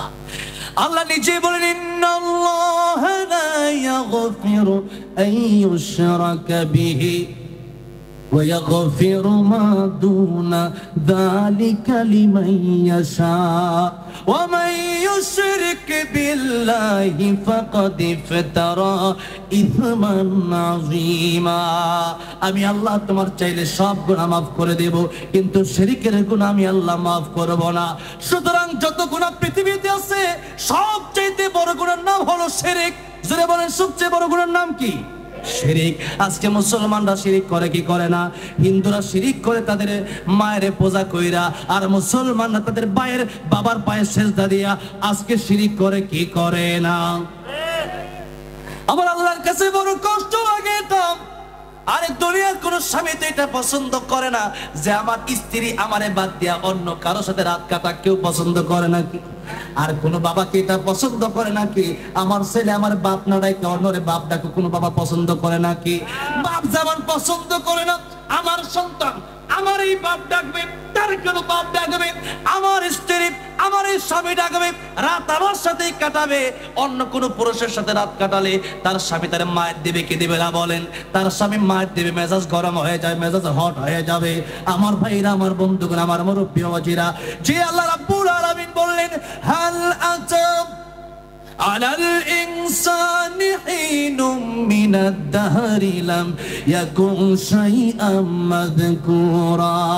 আমি তোমার জিরো থেকে হিরো বানায় দিলাম। সুতরাং আমি আল্লাহর বাদ দিয়া যখন ওই বাবা তমুক বাবা তালা বাবা মাস্টার বাবা খাজা বাবার মাঝে গিয়ে যদি তুমি সেজদা দেও, আমি আল্লাহর বরদাস্ত হবে না, আমি আল্লাহর শিরকের গুনাহ ক্ষমা করব না। সুতরাং আল্লাহর ছাড়া আর কাউকে সেজদা দেওয়া যাবে। সন্তান দেওয়ার মালিক কি? সুতরাং চাও যাবে না, আল্লাহর কাছে কেবলমাত্র চাইতে হবে। চাওয়ার মতো যদি চান, আমার আল্লাহ দিতে পারে কি পারে না? ইব্রাহিম আলাইহিস সালামকে যখন আগুনের ভিতরে ফেলা হবে, জিবরাইল এসে বললেন, পয়গম্বর ইব্রাহিম, আপনি আমারে বলে আগুন থেকে বাঁচায় দেই। কিন্তু পয়গম্বর ইব্রাহিম ডাক দিয়া বলেন, জিবরাইল তুমি বাঁচাবা কেন? আমার আল্লাহ কি অন্ধ? আমার আল্লাহ কি আমার দেখে না? আমার আল্লাহ যদি আমি আগুনে পোড়ার কারণে খুশি হয়ে যায়, আমি ইব্রাহিম একবার দুইবার নয়, আমি ইব্রাহিম 1000 বার আমার আল্লাহর খুশির জন্য আগুনের ভিতরে জ্বলতে রাজি আছি। চিৎকার মেরে পড়েন সুবহানাল্লাহ।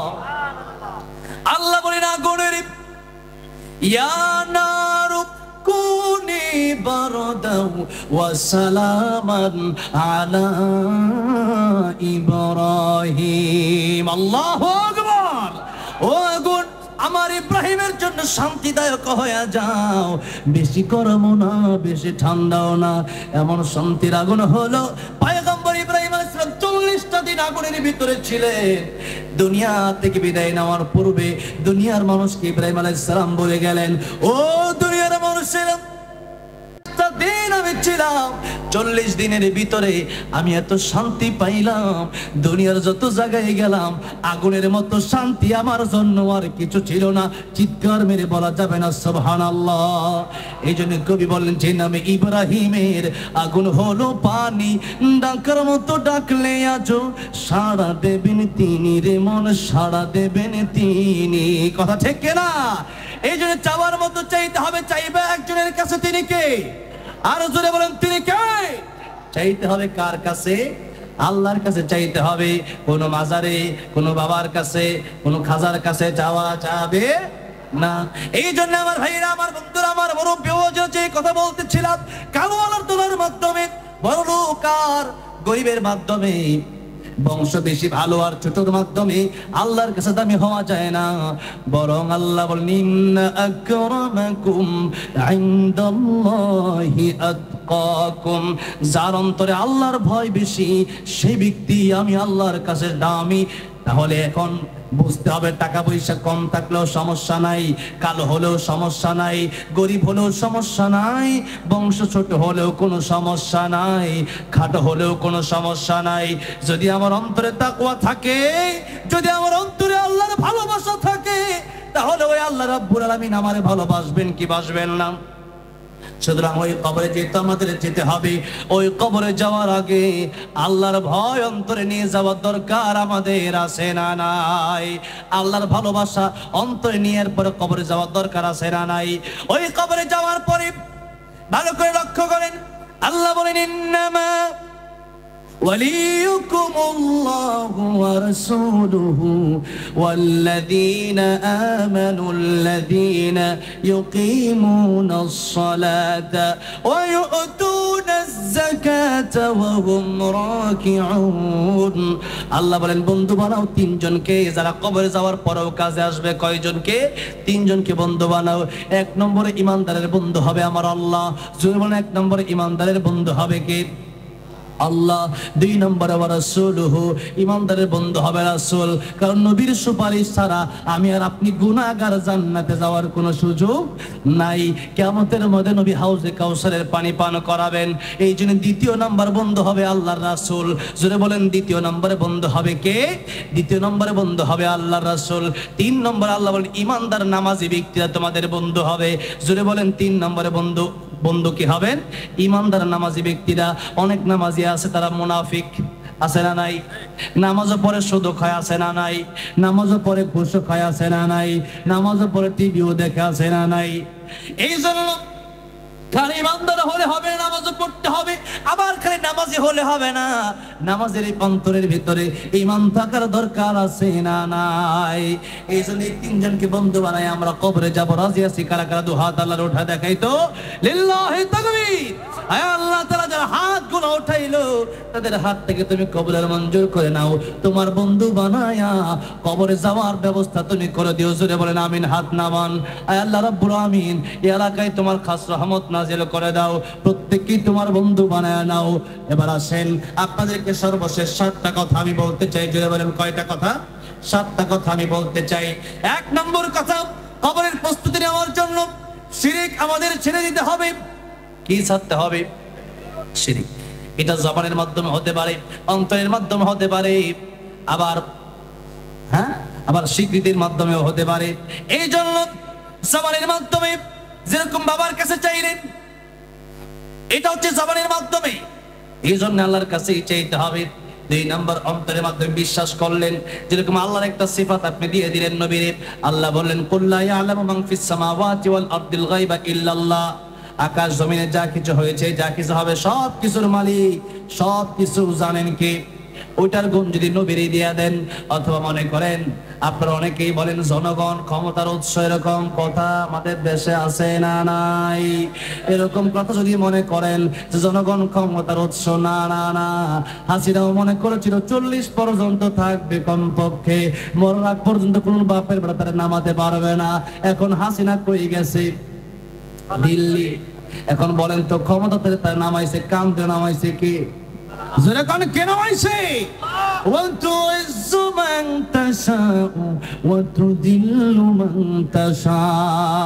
আমার ভাইরা, আমার বন্ধুরা, আমার মুরব্বী ওয়াজিরা, এই জন্য ক্ষমতার মালিক আমার আল্লাহ, সম্মান দেওয়ার মালিক আমার আল্লাহ, বেইজ্জতি করার মালিক আমার আল্লাহ। ক্ষমতায় আবার সামনে কে বসবে এটা আপনি বলে দিলেই হবে না। আবারও যে ব্যক্তি ক্ষমতায় বসবে তারেও বসাবে কে? আল্লাহ। জোরে বলেন, কে বসাবে? এটা অন্তরে বিশ্বাস করার দরকার আছে না নাই? জনগণ কিছু পারে না, দুনিয়ার মাখলুক কিছু করতে পারে না, পারে যা কিছু করতে তিনি খালেক, তিনি আমার আল্লাহ। জোরে বলেন, কথা ঠিক না বেঠিক? আমার ভাইরা, আমার মুরব্বী ওয়াজিরা, 3 নম্বর কাজে কর্মের মাধ্যমে শিরিক করা। কাজে কর্মের মাধ্যমে, যেরকম আপনি একজন হিন্দু, হিন্দুরা এই কথা বের করছে যে ধর্ম যার যার উৎসব সবার। কবিতা বানাইলে কি কবিতা হয় নাকি? কবিতা বানাইলেই কিন্তু কবিতা হয় না, এটা একটা অর্থ থাকতে হয়, কি হয় না? জোরে বলেন, এটা অর্থ থাকতে হয় যে ধর্ম যার যার উৎসব সবার। এখন আমিও যদি এরকম একটা কবিতা বানায় বলি বিয়া যার যার বউ সবার, আপনারা কি কবিতা মানবেন? এটা যে কবিতার উল্টা জুতার বাড়িতে দরকার আছে না নাই? কিসের কবির উল্টা পাল্টা কবিতা বলো, ঠিক কিনা? জোরে বলেন। খেত যার যার ফসল সবার কেউ মানবে? গরু যার যার বেচার সময় টাকা সবাই পাবে, মানবে নাকি? এগুলো যেরকম মানবেন না, ঠিক তেমনি ভাবে ধর্ম যার যার, উৎসব সবার, এটাও হতে পারে না। ও মুসলমান, একটু ভালো করে লক্ষ্য করে দেখেন, জুমার দিন জুমার নামাজে কোনো হিন্দু আসলো না, কোরবানিদের সময় কোনো হিন্দু গরু জবাই করার সময় আসলো না। আপনি তাদের মূর্তি পূজায় তাদের সাথে কি আনন্দ করেন? কিভাবে, ঠিক কিনা? জোরে বলেন। আপনি তাদের মূর্তি পূজায় কেমনে গেলেন? কাজে করবে শিরিক করলেন আপনি। আপনি যাদেরকে উৎসাহ দিলেন, ও নাচে, আপনি ও নাচেন, মজা মারেন, আবার মুসলমান দাবি করেন। আমি তো নামে মুসলমান, নামাজও পড়ি, মূর্তি যে পূজা করে ওখানে গিয়ে নাচানাচিও করি। আপনি কনফার্ম জান্নাত, আল্লাহ তো ঠেকা পড়ছে আপনার জান্নাত দিবেন, এত সস্তা। এই জন্য ওইটা যেরকম শিরিক, কোন মানুষের পায়ে সিজদা দেওয়া শিরিক, কোন কবরের সিজদা দেওয়া শিরিক, কোন বট গাছে গিয়ে সিজদা করাও শিরিক। সিজদা করতে হবে একজনকে, জোরে বলেন, তিনি কে? 2 নম্বরে নেকামলের মাধ্যমে কিয়ামতের ময়দানে মিজানের পাল্লা দিয়ে দেওয়া হবে। মিজানের পাল্লায় যদি নেক আমলের পাল্লা ভারী হয়ে যায়, তাহলে আল্লাহ আপনাকে জান্নাত দিয়ে দেবে। সুতরাং গুনাহ যেরকম আমরা করি, নেক আমল কি আমরা এরকম করি নাকি? তাহলে নেক আমল বেশি করার দরকার আছে না নাই? গুনাহ ছেড়ে দেওয়ার দরকার আছে না নাই? 3 নম্বরে বেশি বেশি তাওবা করা। নবীজি প্রতিদিন তাওবা করতেন 100 বার। আর আমি 2 সপ্তাহ আগে একটা প্রোগ্রামে গেলাম টাঙ্গাইলে, লতিফ সিদ্দিকী সাবেক মন্ত্রী আমার আগে কথা বলতেছে, আমার কোনো পাপ নাই। আমি বললাম, তুই স্টেজে উঠলি কেমনে? তুই স্টেজে উঠলি কেমনে? এই স্টেজে কোরআনের কথা হবে, কোন থেকে স্টেজে আসতে পারবে না। এই স্টেজে কোরআনের কথা হবে, কোন গাঁজাখোর স্টেজে আসতে পারবে না, মদ করে স্টেজে আসতে পারবে না। এটা পবিত্র মঞ্চ, কোন অপবিত্র গুনাহগার এই স্টেজে আসতে পারবে না, ঠিক না? ঠিক, জোরে বলেন। আমি বললাম, স্টেজে আসলে কেমনে? এরা আমছে কিন্তু তাড়াতাড়ি জানাবে। এখন ওখানে ঘুরে বেড়ায় কেমনে? আমারে বলছে খবর আছে। আমি, তুই কি খবর করবি? করিস তুই না, চিন্তা করতে পালাবি কেমনে? তুই তোর আপার সাথে দিল্লি যাতে এখন বাংলাদেশে করিস। কোন মন্ত্রী এমপি কে ছাড় দেওয়া হবে না, এগুলো সাধারণ মন্ত্রী। কিসের মন্ত্রী, কিসের এমপি? আল্লাহর কোরআনের শিক্ষা যদি না থাকে, এরকম এমপি মন্ত্রীর কোনো মর্যাদা নাই। আর যদি কোরআনের শিক্ষা থাকে, তাহলে বেলালের মতো দাম আছে না নাই? এই জন্য তওবা করতে হবে, বেশি বেশি, নবীর কোনো পাপ নাই, নবীর কোনো গুনাহ নাই, সেই নবী তওবা করলেন। আর আজকে আমাদের পাপের কোনো অভাব নাই, সে বলে আমার কোনো পাপ নাই, হুজুরদের পাপ আছে, আমার পাপ নাই। চিন্তা করেন, কবিরা গুনাহ নিয়ে স্টেজে বসে আছে, নামাজ এক ওয়াক্ত পড়ে না, আবার আমার কোনো পাপ নাই। আলেমদেরকে ফাঁসি দেওয়ার মধ্যে ওই মন্ত্রী লতিফ সিদ্দিকের ভূমিকা আছে না নাই? ওর ভূমিকা আছে। এরকম লোক যখন বলে আমার পাপ নাই, একটা মাসুম পাওয়া গেছে বাংলাদেশে, ওই মন্ত্রীরে পাইছে, এটা মাসুম, আর মাসুম পাই নাই। আমার ভাইরা, আমার মুরব্বী বাজে, তাহলে গুনাহ আমাদের হয়ে যায়, ইচ্ছায় অনিচ্ছায় গুনাহ যেতে হয়ে যায়। আল্লাহ বলেন, বান্দারে তুমি গুনাহ করতে যেরকম ভালোবাসো, আমি ক্ষমা করতেও ভালোবাসি। জোরে বলা যাবে না সুবহানাল্লাহ? আল্লাহ তুমি দয়ার সাগর, রাহমানুর রহিম, তোমার দয়াই পূর্ণ আমার সারা দিন। এই জন্য প্রতিনিয়ত ডেইলি তওবা করার দরকার আছে না নাই? 4 নম্বরে, বেশি বেশি মৃত্যুর কথা আমাদেরকে স্মরণ করতে হবে। যত মৃত্যুর কথা স্মরণ করবেন ততই গুনাহ কম হবে। আর মৃত্যুর কথা যদি স্মরণ না করেন, শুধু ফাইজলামি করতে মনে চাইবে। 5 নম্বরে, কারো যদি ঋণ থাকে ঋণ ক্লিয়ার করে দিতে হবে। আপনি যদি কারো কাছ থেকে ঋণ নিয়ে থাকেন, আপনি নামাজ রোজা করেন, সব নামাজ রোজা আপনি আপনার জন্য করলেন না, তার জন্য করলেন। কারণ কিয়ামতের ময়দানে প্রতি 3 পয়সার বিনিময়ে তার 700 রাকাত নামাজ দিয়ে দেওয়া লাগবে। এখন আপনাদেরকে জিজ্ঞাসা করতে চাই, এখন একজন যদি 10,000 টাকা কারো কাছ থেকে ঋণ নিয়ে থাকেন, ওই ঋণ কি আপনি তারা ফিরিয়ে দিতে পারবেন নাকি কিয়ামতের ময়দানে? কাফনের কাপড়ের পকেট বলেন আছে? হালাল হারাম না মানিয়া কত টাকা করছো কামাই, এত টাকা রাখবা কোথায়, কাফনের তো পকেটে নাই, ঠিক কিনা বলেন? টাকা পয়সা লইয়া কি কেউ কবরে গেছে, কি জবাব দিবি রে তুই আল্লাহর কাছে, কি জবাব দিবি রে তুই আল্লাহর কাছে। ওরে মানুষ হইছ বেহুশ দুনিয়ার পিছে, ওরে মানুষ হইছ বেহুশ দুনিয়ার পিছে, কি জবাব দিবি রে তুই আল্লাহর কাছে, কি জবাব দিবি রে তুই আল্লাহর কাছে। কথা ঠিক না বেঠি? এই হলো 5 নম্বর কথা। ঋণ থাকলে ঋণ ক্লিয়ার করে দিবেন। আর যাদের কাছ থেকে ঋণ নিয়েছে ওরা যদি পারেন মাফ করে দিবেন, আল্লাহ ডবল দিয়ে দিবে। বলেন সুবহানাল্লাহ। এবার আসেন, ঋণ নিয়ে লম্বা চূড়া আলোচনা আমার আছে, ইউটিউবে সার্চ করে দেখে নেবেন। আল্লাহ ঋণের ব্যাপারে সূরা বাকারা 282 নম্বর আয়াত পড়ে নেবেন। ইয়া আইয়ুহাল্লাযীনা আমানু ইযা তাদায়ানতুম বিদাইনিন ইলা আজালিন মুসাম্মান ফাকতুবু শুরু করেছে। সূরা বাকারা কোরআন শরীফের সবচেয়ে বড় সূরা, না ছোট সূরা? সবচেয়ে বড় সূরার সবচেয়ে বড় আয়াত যেই নাযিল হয়েছে এটা হচ্ছে ঋণের ব্যাপারে। এটা কিসের ব্যাপারে? ঋণের ব্যাপারে। এত বড় ভাবে আল্লাহ কোরআন আয়াত নাযিল করলেন। আজকে আমরা ঋণ নেওয়ার সময় দেখা যায় ফকিরের মতো যায়, আর চাওয়ার সময় দেখা যায় ব্লক লিস্ট মারে, কল ধরে না, ঠিক কিনা? এরপরে বড় গলায় কথা গাই, মিয়া মরে গেছি নাকি মিয়া, কত ধরনের কথা চিন্তা করে দেখেন।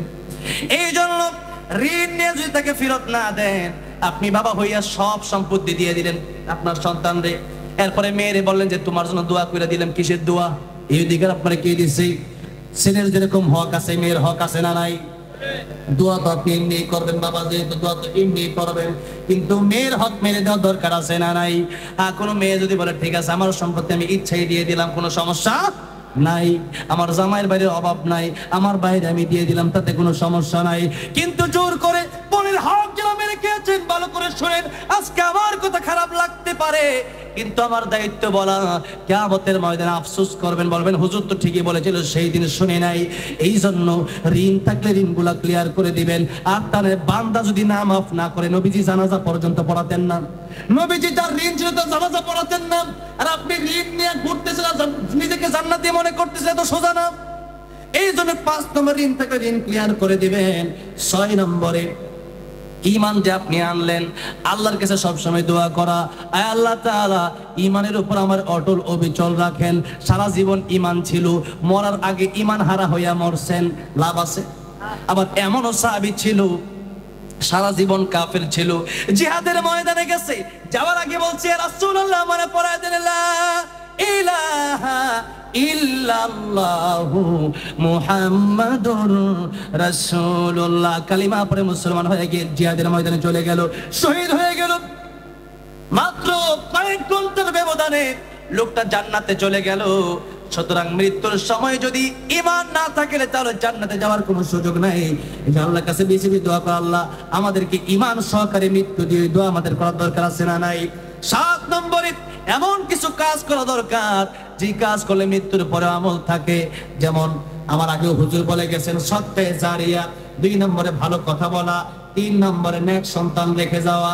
এই কাজগুলো করার দরকার আছে না নাই? এবার 1 থেকে নিয়ে 7 পর্যন্ত আমি আপনাদের কাছে শুনতে চাই। শোনাও শেষ হয়ে যাবে, আলোচনাও শেষ হয়ে যাবে। মৃত্যুর প্রস্তুতি নেওয়ার জন্য 1 নম্বরে বলেছিলাম কি? শিরিক মুক্ত ঈমান। আমি জানি অনেকেই ভুলে যাবেন, তাই আমি আবার বলে দিচ্ছি। 1 নম্বরে শিরিক করা যাবে না। 2 নম্বরে নেক আমল। 2 নম্বরে নেক আমল। নেক আমল কারে বলেন? খালি নামাজ পড়লেন। নেক আমল মানে হচ্ছে গুনাহগুলো ছেড়ে দেওয়া, আল্লাহর আদেশগুলো মেনে নেওয়া, নিষেধগুলো ছেড়ে দেওয়া, এটা হচ্ছে নেক আমল। 3 নম্বরে তাওবা করা। 3 নম্বরে কি করা? 3 নম্বরে তাওবা করা। 4 নম্বরে বেশি বেশি মৃত্যুর কথা স্মরণ করা। 5 নম্বরে ঋণগুলো ক্লিয়ার করা। সম্পদ যদি কেউ পায় তাহলে সম্পদটা সিস্টেম করে বন্টন করে দেওয়া। 6 নম্বরে ঈমানের উপর অটল অবিচল থাকার দোয়া করা। 7 নম্বরে এমন কিছু কাজ করে যাওয়া যা আমি মরে যাওয়ার পরে আমার কবরে শুধু সব যেতেই থাকবে। ওই কাজের নাম হলো সদকায়ে জারিয়া। ওই কাজের নাম কি? ওই কাজের নাম হলো সদকায়ে জারিয়া। আজকে যারা করলেন এটাও সদকায়ে জারিয়া। এই সদকায়ে জারিয়া যারা করলেন তারা ঠকেন নাই। আল্লাহর ব্যাংকে আপনারা জমা দিয়েছেন। কার ব্যাংকে? আল্লাহর ব্যাংকে আপনারা জমা দিয়েছেন। 2 নম্বরে টাকা পয়সা নাই, মানুষকে নামাজের দাওয়াত দেন, মানুষ একটা সূরা শিখান। এক একটা ভালো কথার কারণে সে যত আমল করবে আপনি কবরে গিয়ে সবগুলা পেয়ে যাবেন। 3 নম্বরে নেক সন্তান যদি রেখে যান, এই নেক সন্তান আপনার জন্য দোয়া করতে দেরি হবে, আমার আল্লাহ দোয়া কবুল করতে দেরি হবে না। বলেন সুবহানাল্লাহ। এই জন্য এই কাজগুলো আমাদের করার দরকার আছে না নাই? মৃত্যুর প্রস্তুতি আমাদের নেওয়ার দরকার আছে না নাই? আল্লাহ গো, মৃত্যুর প্রস্তুতি নিয়ে খাঁটি ইমানদার বানায় শিরক মুক্ত ঈমান আমল নিয়ে তোমার বন্ধু হয়ে কবরে যাওয়ার তৌফিক দান করে দিও। সকলে বলেন আমিন। আরেকটু জোরে বলেন আমিন। আল্লাহ গো, এই গুরুস্থান যারা করলেন, এই কবরস্থান যারা করলেন, জানামালে আপনি বরকত দিন, যাদেরকে কবুল মঞ্জুর করে নিন। এই কবরস্থানে যারা শুয়ে আছে এই এলাকায়, আল্লাহ প্রত্যেকের কবরটা আপনি জান্নাতের বাগান বানায় দেন। সকলে বলেন আমিন। 1:45 বেজে গেছে, আমি আর লম্বা টাইম দেব না।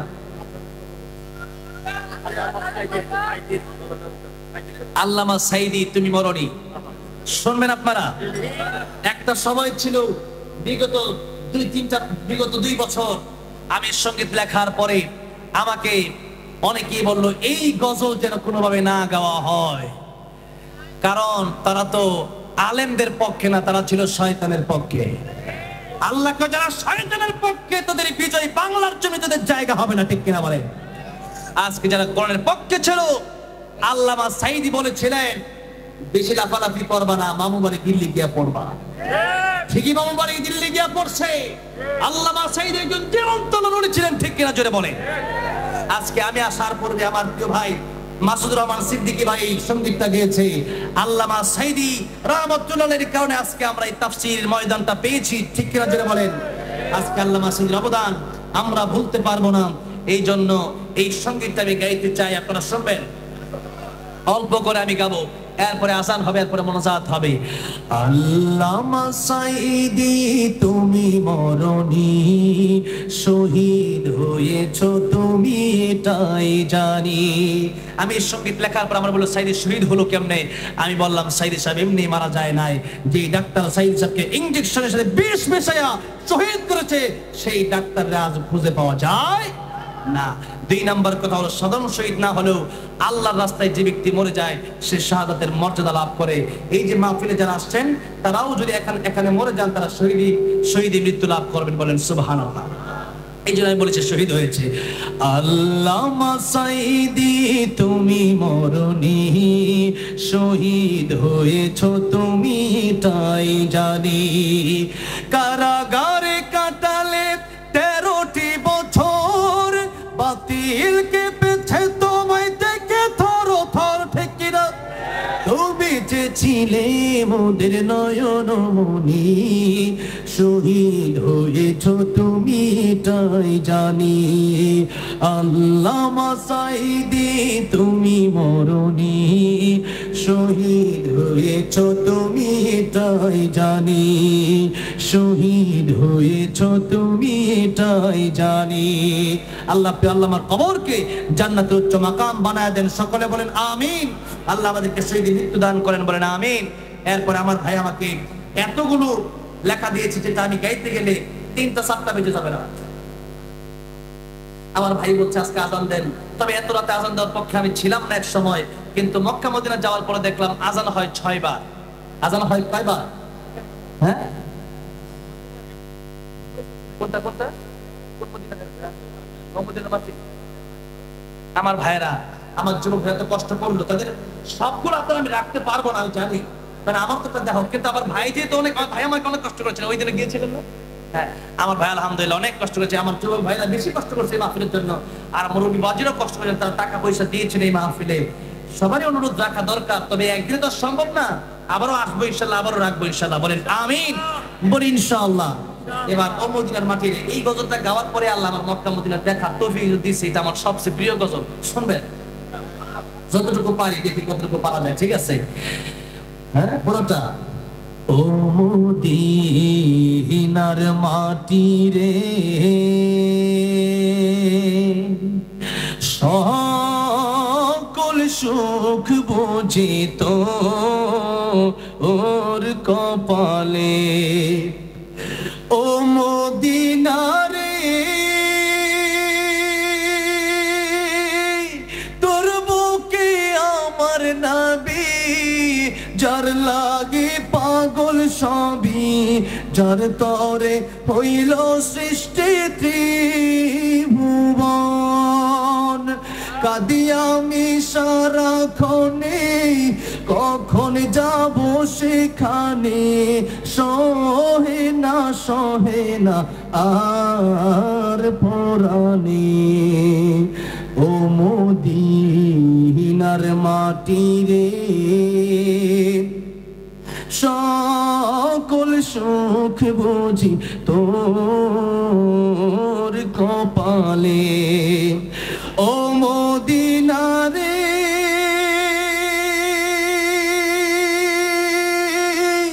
পাখি যদি হতাম আমি, উড়ে উড়ে যেতাম আমি, থাকতো না মনে কোনো যাতনা।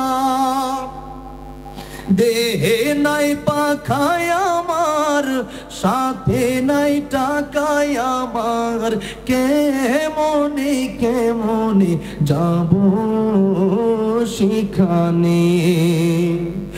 ও মদিনার মাটি রে,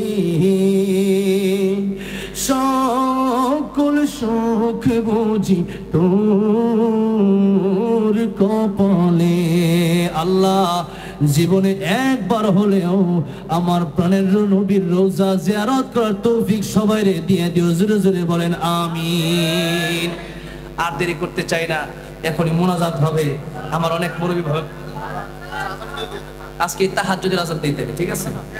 তাহাজ্জুদ পড়বেন তো ইনশাআল্লাহ। তাহাজ্জুদ যারা আল্লাহর ওলি যারা হয়েছেন, তারা তাহাজ্জুদ পড়ে হয়েছেন। এই তাহাজ্জুদ যারা পড়বেন, আমি বলে দিতে পারি ইনশাআল্লাহ আপনার জীবনে কোনো টেনশন পেরেশানি থাকবে না। আপনি তাহাজ্জুদ পড়ে আল্লাহর কাছে চান, দেখবেন সব অভাব দূর করে দিবেন কে? আল্লাহ।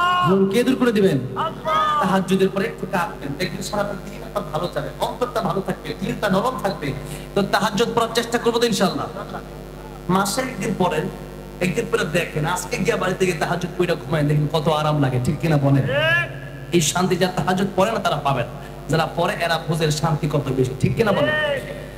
তো আজকে তাহাজ্জুদের আযানে দিয়ে, ঠিক আছে? আরি ভাই আপনি আছেন এখন? আলহামদুলিল্লাহ। আমার ভাইয়ার এতক্ষণ ধরে যে বসে আছেন, এখন 12টার পরে মানুষই থাকতে চায় না, যারা বসে আছে তাদের ধৈর্য বেশি। আল্লাহ বলেন যাদের ধৈর্য যত বেশি তাদের পুরস্কার আমি আল্লাহ তত বেশি দিব। বাশিরিস সাবিরিন, যেরকম আলহামদুলিল্লাহ।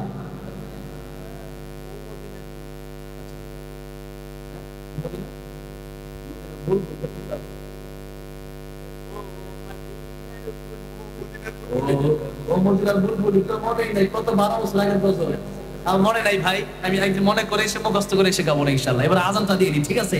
তবে একটা শর্ত আছে, যেহেতু শেষ মুহূর্তে এমন জোরে একবার আল্লাহু আকবার বলেন, পুরো শয়তান যেন না থাকে, জোরে করে আল্লাহু আকবার। প্রত্যেকটা লাইন শেষ হবে আর জোরে আল্লাহু আকবার বলবেন। আপনাদের আল্লাহু আকবার শেষ হয়ে গেলে আমার আজানও শেষ হয়ে যাবে। প্রত্যেক লাইন শেষে কি বলবেন? আওয়াজ কমে গেছে, জোরে করে আল্লাহু আকবার। আল্লাহু আকবার, আল্লাহু আকবার, আল্লাহু আকবার,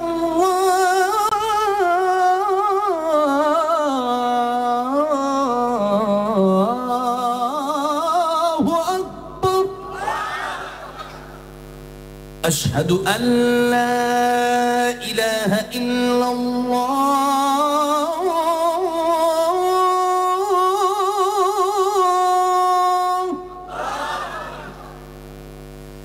أشهد أن لا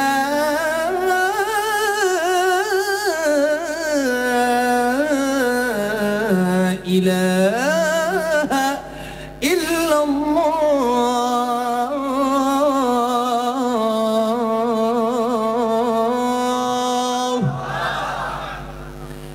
أشهد أن محمدا رسول الله،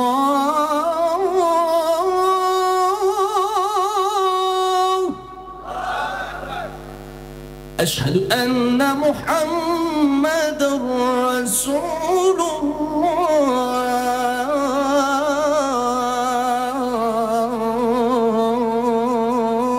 الله،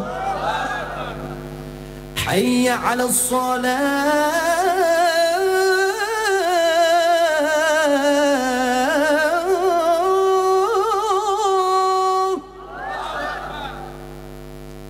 حي على الصلاة،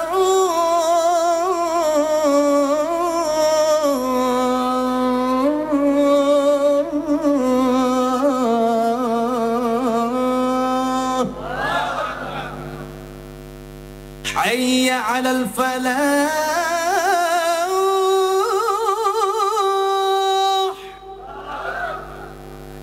حي على الفلاح،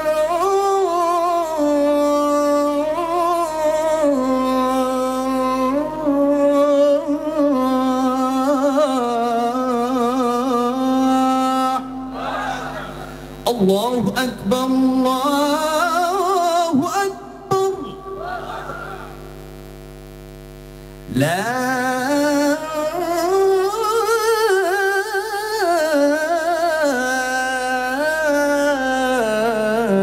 إله إلا الله। এমন মাইক ভাই আমার এই বছর আমি পাইছি কিনা আল্লাহ জানে। মাইকের অবস্থা খুবই খারাপ ভাই, মাইক রাগ করবেন না ভাই। শেষে বললাম মানে গলা থেকে আমার সাউন্ড টুটি ফেটে যাচ্ছে, আমার গলার টুটি ফেটে যাচ্ছে ভাই। তো যাই হোক, সবকিছুতে আনছে, এই জন্য মাইকটা একদম কিছু ভালো আনার চেষ্টা করবেন। গানে তো কত সুন্দর ডিজিটাল মাইক থাকে, ওয়াজে আসলে এরকম কেন হয়? আমাজন দোয়া করবেন। 100 ডিগ্রি জ্বর নিয়ে প্রায় 2 সপ্তাহ ধরে ঘুরতেছি, এরপরেও যেহেতু ওয়াদা দিছে রক্ষা করতে হয়।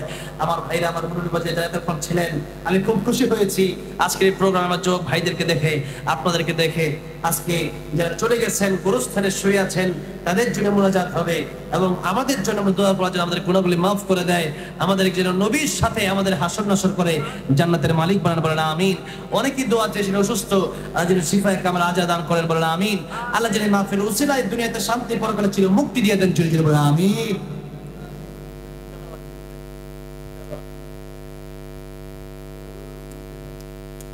হাফিজুদ্দিন ভাই চাচা এই কবরস্থানে জমি দান করছেন, খুবই অসুস্থ মানুষ। ডাক্তারের ডাক্তার কে? আল্লাহ। ডাক্তারের মহা ডাক্তার কে? কবিরাজের কবিরাজ কে? ধনীর ধনী কে? বাদশার বাদশা কে? আল্লাহ গো ওনার চাচাকে, হাফিজুদ্দিন ভাই চাচাকে শিফায়ে কামাল আজরা দান করে দাও, বলেন আমিন। সর্বশেষ মুহূর্তে দুরূদ শরীফ পড়ার আগে যদি এরকম আরো কেউ থাকেন যে কবরের জন্য অনেক টাকা বেশি দিতে পারে নাই, আমি একটা